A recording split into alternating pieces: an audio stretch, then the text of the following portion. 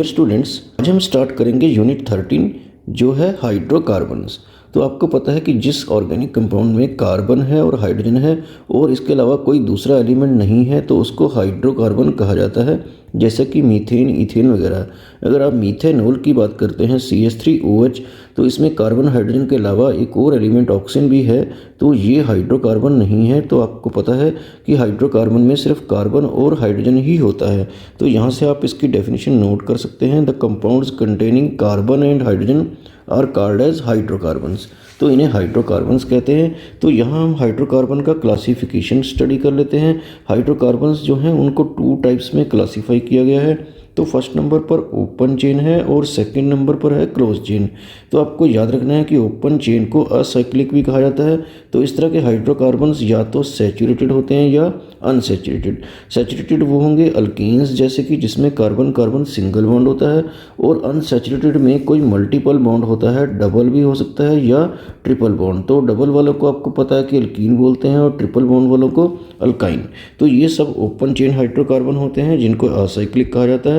और सेकंड जो है, जो क्लोज चेन है, उनको हम साइक्लिक हाइड्रोकार्बन कहेंगे। तो साइक्लिक हाइड्रोकार्बन 2 टाइप के होते हैं, एक एलिसाइक्लिक जैसे साइक्लोअल्कीन और साइक्लोअल्काइन। जैसे आपने ये एग्जांपल पढ़ा है CH2 और CH2, इस तरह की अगर 3 कार्बन का एक रिंग है तो इसको साइक्लोप्रोपेन कहा जाता है। 4 कार्बन की करेंगे तो साइक्लोब्यूटेन, और उसमें अगर डबल बॉन्ड आ जाता है तो वो अगर 4 कार्बन है तो साइक्लोब्यूटीन हो जाएगा। इस तरह से इन सभी के एग्जांपल आपने पिछले चैप्टर में पढ़ रखे हैं। और साइक्लिक कंपाउंड का जो बी पार्ट है उसमें होंगे एरोमेटिक या एरीन्स, जैसे कंपाउंड ऑफ बेंजीन। तो बेंजीन वाले कंपाउंड्स जिसमें इस तरह से अल्टरनेट सिंगल डबल बॉन्ड या ऐसे एक सर्कल लगा लेते हैं रेजोनेंस की वजह से, तो बेंजीन है या मिथाइल बेंजीन है, ये सब कंपाउंड्स जो हैं इन्हें हम एरोमेटिक हाइड्रोकार्बन्स बोलते हैं। तो इस तरह से हाइड्रोकार्बन्स को क्लासीफाई किया जाता है। आगे हम नोट करते हैं कंटेंट्स की, मतलब इस यूनिट में आपको क्या क्या स्टडी करना है। तो इसमें फर्स्ट पार्ट जो इसका रहेगा इस यूनिट का, उसको वो है अल्कीन्स, जिसमें कार्बन कार्बन सिंगल बॉन्ड होते हैं, और सेकंड नंबर पर हम अल्कीन करेंगे और थर्ड नंबर पर अल्काइन। और फोर्थ पार्ट जो इस चैप्टर का रहेगा वो होगा स्टीरियो आइसोमरिज्म। स्टीरियो आइसोमरिज्म की टाइप है। आइसोमरिज्म की जो टाइप स्ट्रक्चरल आइसोमरिज्म थी वो आपने पहले पिछले चैप्टर में स्टडी कर ली थी, और स्टीरियो आइसोमरिज्म को इस चैप्टर में स्टडी किया जाएगा। और फिफ्थ पार्ट इसका रहेगा एरीन बेंजीन, जो कि काफ़ी इंपॉर्टेंट है। तो ये 5 पार्ट आपको इस चैप्टर में स्टडी करने हैं। और इसका फर्स्ट पार्ट है अल्केन, ये हम अभी स्टडी करते हैं। अल्केन का जनरल फार्मूला CnH2n+2 होता है और उसमें कार्बन कार्बन सिंगल बॉन्ड होता है। अल्केन का नोमेनक्लेचर डिटेल में आपने पहले स्टडी कर लिया है। तो अल्केन का जो सबसे फर्स्ट कंपाउंड है CH4, जिसे क्या बोलते हैं, मीथेन। तो उसका स्ट्रक्चर एक बार देख लेते हैं। और आपको पता है कि मीथेन में जो कार्बन है उसमें sp3 हाइब्रिडेशन होती है। तो उसके आपको कैसे रिप्रेजेंट करते हैं, sp3 हाइब्रिडेशन के बेस पर उसकी शेप तो टेट्राहेड्रल होती है, जो स्ट्रक्चर हम बाद में बनाएंगे। अभी आपको एक सिंपल फार्मूला बना के दिखा देते हैं जो इस चैप्टर में अक्सर यूज़ होता है, कि इसे आपको C के चारों तरफ H4 जो है इस टाइप से लगा देने हैं। तो इसको ग्राफिकल फार्मूला कहा जाता है। इसमें ये जो 90-90 के एंगल दिखाई दे रहे हैं, ऐसा रियलिटी में नहीं होता है। टेट्राहेड्रल एंगल तो आपको आगे बताया जाएगा। तो ग्राफिकल फार्मूला इस टाइप से। एक और फार्मूला होता है, उसको फिशर प्रोजेक्शन फार्मूला बोलते हैं। उसमें जस्ट कार्बन भी शो नहीं करते हैं और H शो करते हैं। बीच में जो यहाँ ये 2 लाइन इंटरसेक्ट कर रही हैं, ये अंडरस्टूड है कि यहाँ पर कार्बन है। और आगे हम इसका टेट्राहेड्रल स्ट्रक्चर बना के दिखाते हैं। आप इस टाइप से, एक जैसे कोई काइट बना रहे हो इस टाइप से बना लीजिए, और इस टाइप से यहाँ पर क्या करेंगे कि बीच में कार्बन लगा लीजिए और इसके हर कॉर्नर पर H। तो इस तरह से जो है इस टाइप के स्ट्रक्चर को कहा जाता है टेट्राहेड्रल स्ट्रक्चर। और इसमें बॉन्ड एंगल जो है आपको याद होगा 109 डिग्री 28 मिनट का रहता है। तो ऐसे भी इसके स्ट्रक्चर को बनाया जा सकता है। एक वेज डैश फार्मूला होता है, वो भी देख लेते हैं। एक आपको बीच में कार्बन लेना है और एक हाइड्रोजन, और इसमें क्या करेंगे, एक हाइड्रोजन इधर और एक कार्बन के ऊपर एक और हाइड्रोजन जो है वो सामने की तरफ होगा, जिसको हम ऐसे डार्क लाइन से रिप्रेजेंट कर देते हैं। यहाँ पर H लगाएंगे। और एक इस प्लेन के पीछे की तरफ जा रहा होगा, उसको हम डैश से रिप्रेजेंट कर देते हैं। इस यहाँ पर भी H लगाएंगे। तो ये एक टेट्राहेड्रल स्ट्रक्चर की रिप्रेजेंटेशन है और इसको वेज डैश फार्मूला बोलते हैं। तो ये graphical formula, tetrahedral structure, Fischer projection formula और वेज डैश फार्मूला, ये सब आपको नोट करने हैं। अब हम स्टडी करते हैं methods of preparation of alkanes. इसमें हमें 7 मेथड ऑफ प्रिपरेशन करने हैं। तो फर्स्ट मेथड देखते हैं by hydrogenation of unsaturated hydrocarbon. तो जो अनसैचुरेटेड हाइड्रोकार्बन होते हैं अल्कीन और अल्काइन, उसकी हम हाइड्रोजनेशन कर सकते हैं, मीन्स उसमें हाइड्रोजन ऐड कर सकते हैं। तो हम यहाँ पर एक अल्कीन लेते हैं 2 कार्बन वाला, जिसे क्या बोलते हैं, इथीन। और उसमें जब हम H2 ऐड करते हैं तो यहाँ पर आप कैटलिस्ट निकल या प्लेटिनम ले सकते हैं। और टेम्परेचर भी आपको याद रखना है 523 से 573 केल्विन के आसपास रहेगा। और ये एक एच इधर जो है ऐड हो जाएगा और ये बॉन्ड जो है यहाँ से ख़त्म हो जाएगा और ये सिंगल बॉन्ड बन जाएगा। तो ये एक एडिशन टाइप की रिएक्शन है, सिंपल, और इससे आप इथेन इजीली बना सकते हैं। और अगर आपको इथाइन लेना है तो उसमें क्या होगा, ट्रिपल बॉन्ड होगा। उसमें आपको 2 हाइड्रोजन लेफ्ट में 2 हाइड्रोजन राइट कार्बन पर आपको ऐड करनी है, तो यहाँ पर 2H2 करना पड़ेगा। और कैटलिस्ट आप पहले की तरह निकल या प्लेटिनम और 523 से 573 केल्विन ही लेंगे। और 2 हाइड्रोजन जब इधर फर्स्ट कार्बन पर, 2 हाइड्रोजन जो है लास्ट कार्बन पर ऐड करेंगे और 2 बॉन्ड को आप ख़त्म कर देंगे, तो इस केस में भी क्या बनेगा, इथेन बनेगा। एक आपको याद रखना है कि ये जो सैचुरेटेड हाइड्रोकार्बन अल्कीन्स आपने बनाए हैं, ये जो है वनस्पति घी जो है इसी टाइप का होता है, सैचुरेटेड टाइप का होता है। और जो वेजिटेबल ऑयल होता है उसको वो होता है अनसैचुरेटेड टाइप का। तो हाइड्रोजनेशन से आप वेजिटेबल ऑयल से वनस्पति घी जो है, डालडा घी जिसे बोलते हैं, वो बना सकते हैं। तो यहाँ पे आपको नोट करना है कि this reaction is called as Sabatier and central reduction. Reduction means supply of hydrogen and is used in the manufacture of vanaspati ghee जो सैचुरेटेड टाइप का है फ्रॉम एडिबल वेजिटेबल ऑयल। तो वेजिटेबल ऑयल से वनस्पति घी बनाने के लिए ये रिएक्शन यूज़ की जाती है। सेकंड नंबर पर है फ्रॉम ग्रिग्नार्ड एजेंट। तो ग्रिग्नार्ड एजेंट से भी आप अल्केन कैसे बना सकते हैं ये देख लेते हैं। ग्रिग्नार्ड एजेंट का जनरल फार्मूला होता है RMgX, और इसमें वाटर या अल्कोहल डाल सकते हैं और ये R के साथ H मिल जाएगा। तो ये आपको रिएक्शन जो है इस तरह से समझनी है। ये अल्केन यहाँ पर बन जाता है और MgOHX। तो इस तरह से ये मैग्नीशियम हाइड्रोक्सी हैलाइड जो है निकल जाता है। एक्स का मतलब यहाँ पर कोई हेलोजन होता है। तो इसको रिएक्शन को ठीक से देख लेते हैं। यहाँ पर R की जगह हम ले लेते हैं मीथाइल, और Mg तो लेना ही है। और सपोज़ यहाँ पर X की जगह हम ब्रोमो ग्रुप लगा लेते हैं और इसमें आपको H2O जो है वो ऐड करना है वाटर। तो ये जो रिएक्टेंट हमने लिया है ग्रिग्नार्ड एजेंट, ये है मिथाइल मैग्नीशियम ब्रोमाइड, और इसमें वाटर ऐड करके वाटर का H जो है आपको इसके साथ मिला देना है। तो ये क्या बन जाएगा, CH4 मीथेन, और वाटर से जो OH बचेगा वो यहाँ पर आप लगा दीजिए। तो ये क्या बन जाएगा, मैग्नीशियम हाइड्रोक्सी ब्रोमाइड। तो इस तरह से अल्केन आप बना सकते हैं ग्रिग्नार्ड एजेंट से। ग्रिग्नार्ड एजेंट बहुत ही इंपॉर्टेंट कंपाउंड होता है, तो इसके बारे में आपको नोट करना है कि Grignard agent was first prepared by Victor Grignard. तो विक्टर ग्रिग्नार्ड एक साइंटिस्ट था जिसने 1912 में ये ग्रिग्नार्ड एजेंट बनाया था और उसको इस पे नोबेल प्राइज़ भी मिला था केमिस्ट्री में ग्रिग्नार्ड एजेंट की डिस्कवरी पर। तो ग्रिग्नार्ड एजेंट को बनाया कैसे था, वो अल्काइल हैलाइड से बनाया था। तो वो मैं आपको बना के दिखा देता हूँ। यहाँ पर RX ले लेते हैं और इसमें मैग्नीशियम डाल देते हैं, और इसमें ये रिएक्शन जो है ये आपको याद रखना है कि ड्राई ईथर की प्रेजेंस में होती है, और इस तरह से RMgX जो है ये ग्रिग्नार्ड एजेंट बन जाता है। तो यहाँ पर आपको ये हम मिथाइल ब्रोमाइड से बना के दिखा देते हैं। मिथाइल ब्रोमाइड में जब मैग्नीशियम डालेंगे और ड्राई ईथर तो आपको लेना ही है, और इस तरह से ये मैग्नीशियम यहाँ बीच में इसके चला जाता है। तो ये मिथाइल मैग्नीशियम ब्रोमाइड इस तरह से ग्रिग्नार्ड एजेंट बन जाता है। इस तरह से आप इथाइल मैग्नीशियम क्लोराइड भी बना सकते हैं, ब्रोमाइड की जगह पे आप आयोडाइड भी लगा सकते हैं, और यहाँ पर मीथेन की जगह पर इथेन भी बनाना पॉसिबल हो सकता है। अगर यहाँ मिथाइल की बजाय आप इथाइल मैग्नीशियम ब्रोमाइड लेते हैं तो ग्रिग्नार्ड एजेंट से इथेन भी बना सकते हैं, और इस तरह से प्रोपेन ब्यूटेन भी बनाना पॉसिबल रहता है। थर्ड नंबर पर देखते हैं बाई वाट्स रिएक्शन। तो ये रिएक्शन काफ़ी इंपॉर्टेंट है और आपको याद रखना है, it is used for preparation of higher symmetrical alkane. तो हायर का मतलब है कि कुछ छोटे अल्काइल हैलाइड से आप कोई बड़ा अल्केन बनना चाहेंगे और उसमें सिमेट्रिकल होना चाहिए, मीन्स कि उसमें even number of carbon atom होने चाहिए, और ये हम बनाएंगे अल्काइल हैलाइड से, मीन्स कि हेलो अल्केन से। तो यहाँ पर आप मिथाइल क्लोराइड लेकर देख लेते हैं कि उससे कौन सा अल्केन बनता है। तो ये मिथाइल क्लोराइड लिया और इसमें सोडियम लेना है, और मिथाइल क्लोराइड का एक और मॉलिक्यूल जो है जो हम इस तरह से उल्टा करके लिखेंगे, और ये 2NaCl जो है वो निकालना है। और ये रिएक्शन आपको याद रखना है कि ड्राई ईथर की प्रेजेंस में होगी, और 2NaCl अगर आप बीच में से निकाल देते हैं तो यहाँ पर प्रोडक्ट जो है वो क्या बनेगा, CH3 जो क्या है इथेन, और लास्ट में 2NaCl तो आपको लिखना ही है। तो इस तरह से मिथाइल क्लोराइड से इथेन बना, मीन्स कि जितने कार्बन थे उसका डबल हो गया यहाँ पर। तो ये even number of carbon atom ही बनेंगे जो बनेंगे, और वो सिमेट्रिकल अल्केन कहलाएगा। इस मेथड से अनसिमेट्रिकल अल्केन मीन्स कि odd number of carbon atom वाला अल्केन इस मेथड से नहीं बन सकता है। तो इथाइल क्लोराइड जो है अगर आप लेते हैं तो यहाँ पर CH3 CH2 Cl इस टाइप से, और यहाँ पर 2 सोडियम तो लेना ही है, और इथाइल क्लोराइड के 2 मॉलिक्यूल लेंगे हम, तो एक इस टाइप से उल्टा करके लिख देंगे। और ड्राई ईथर तो आपको लेना ही है, उसकी प्रेजेंस में रिएक्शन करनी है। 2NaCl निकाल कर जो प्रोडक्ट बनेगा वो आप देख सकते हैं CH3 CH2 CH2 CH3 और 2NaCl तो आपको लास्ट में लिखना ही है। अगर आपने इथाइल क्लोराइड की जगह इथाइल ब्रोमाइड लिया होता तो 2NaBr लिख देते। अब आपके पास ये क्वेश्चन है कि क्या इस रिएक्शन से हम प्रोपेन मीन्स की odd number of carbon atom वाला अल्केन बना सकते हैं।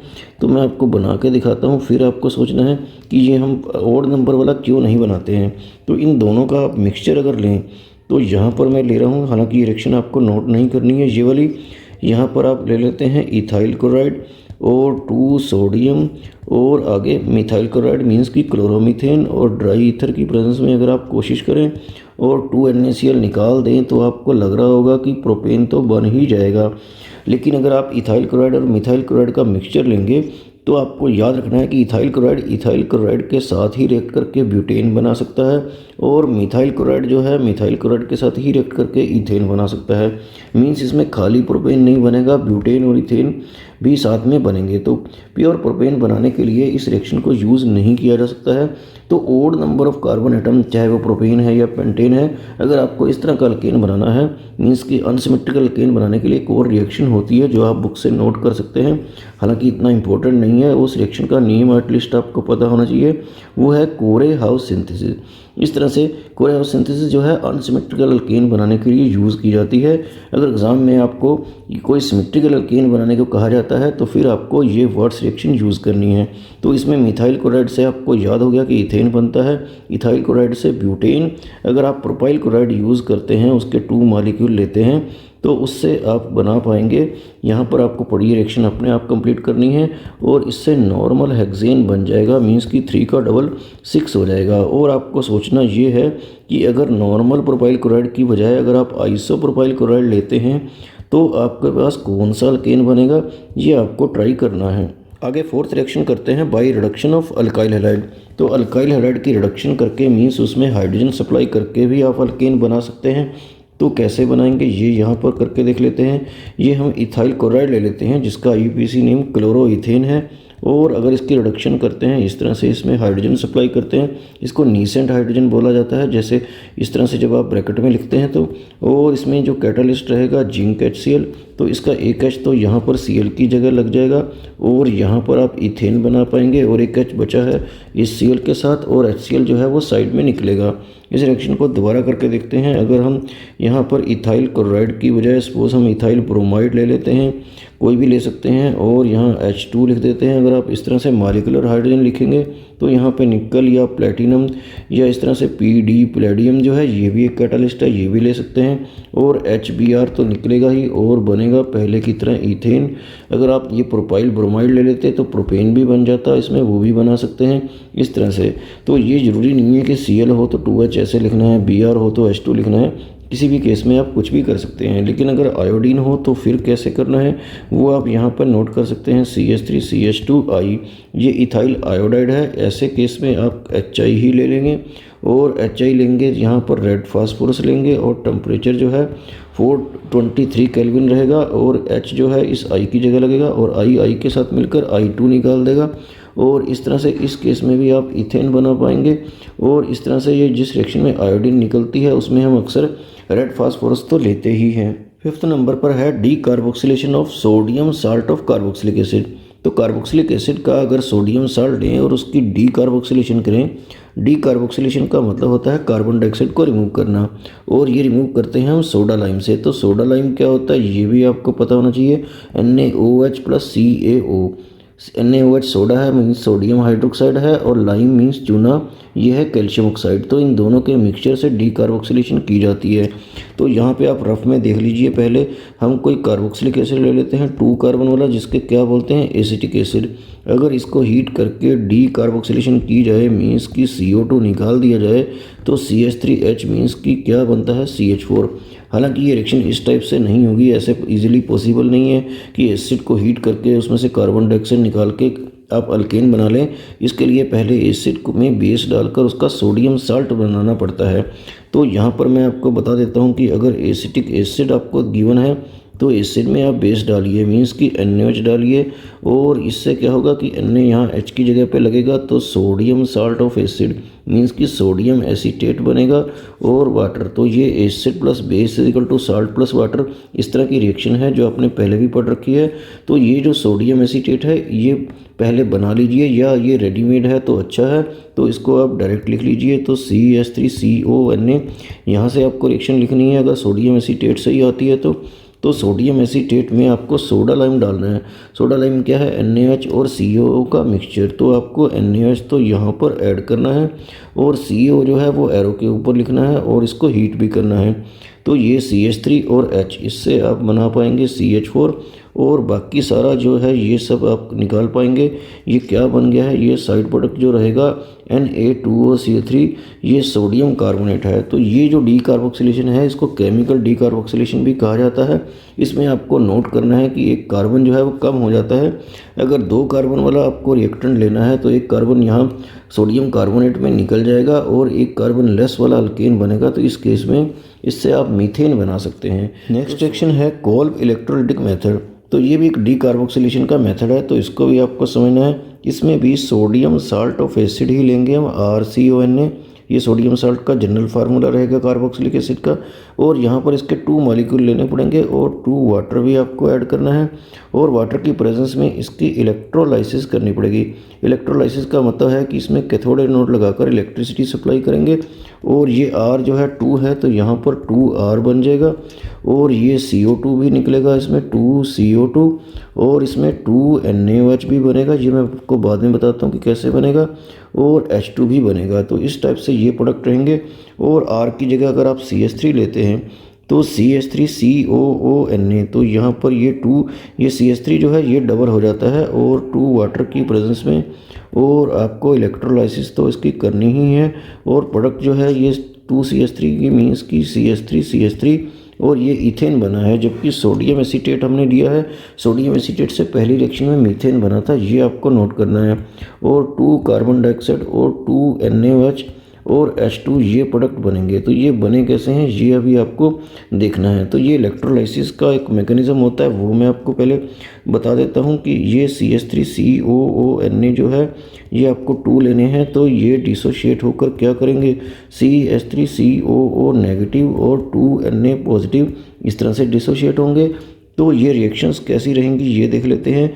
तो एनोड पर क्या होगा, एनोड पर आपको पता है कि ऑक्सीडेशन होती है, एनोड पॉजिटिव चार्ज होता है। तो ये जो CH3COO नेगेटिव जो नेगेटिव है ये एनोड की तरफ चला जाएगा, और एनोड पर ऑक्सीडेशन में क्या होता है, लॉस ऑफ इलेक्ट्रॉन, तो वो 2 नेगेटिव छोड़ देगा तो 2 CH3COO बनेगा। ये फर्दर जो है CH3CH3 बना देगा, और यहाँ पर क्या होगा 2 कार्बन डाइऑक्साइड भी निकल जाएगा। इस तरह से इथेन और कार्बन डाइऑक्साइड ये प्रोडक्ट तो बनेंगे एनोड पर। तो आपको देखना है कि कैथोड पर क्या होगा ये भी समझ लीजिए।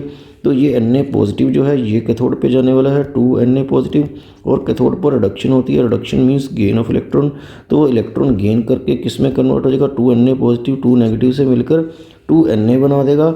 और इसमें आपको 2 वाटर तो डालना ही है, वाटर को मैं HOH लिख देता हूँ, आपको H2O ही लिखना है। तो 2Na और 2OH, तो यहाँ पर प्रोडक्ट जो है 2NaOH बनेगा, और ये 2H मीन्स की H2। तो इस तरह से ये रिएक्शन जो है हो जाएगी। ये कैथोड एनोड वाला ये इसका एक मैकेनिज्म है, ये भी आपको लर्न करना है। और ओवरऑल रिएक्शन जो है ये यहाँ पर पहले यह लिखी हुई है, ये आपको समझ लेना है। अगर आपको रिएक्शन को डायरेक्ट लिखना है तो कैसे आप उसको समझ पाएंगे ये रफ में करके देख लेते हैं। CH3COONa के 2 मोल्स आपको लेने हैं, और आपने 2 वाटर जो है इसमें ऐड किए हैं। वाटर को भी हम इस टाइप से HOH लिख कर दिखा देते हैं।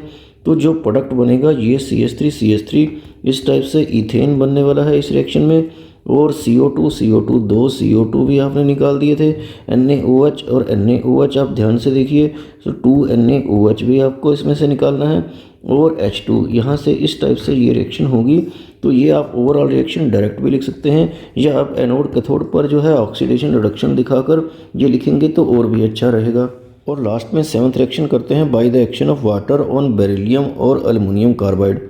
तो बेरिलियम कार्बाइड या एल्युमिनियम कार्बाइड में जस्ट वाटर ऐड करके भी जो है अल्केन बनाना पॉसिबल होता है। तो वो कैसे होगा ये रिएक्शन में देख सकते हैं आप।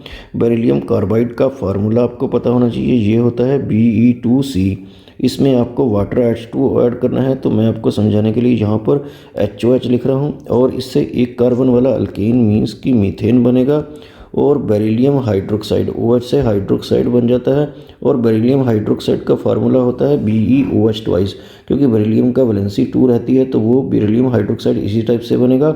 और इस रिएक्शन को बैलेंस करने के लिए आप लेफ्ट साइड में देखिए बेरिलियम 2 है, तो यहाँ पर हम 2 कर देते हैं, तो इससे OH जो है वो 4 हो गए और H भी 4 हैं, तो 4HOH मीन्स कि 4 वाटर जो है ये यहाँ पर डलेंगे। और आगे हम एल्युमिनियम कार्बाइड की रिएक्शन देखते हैं।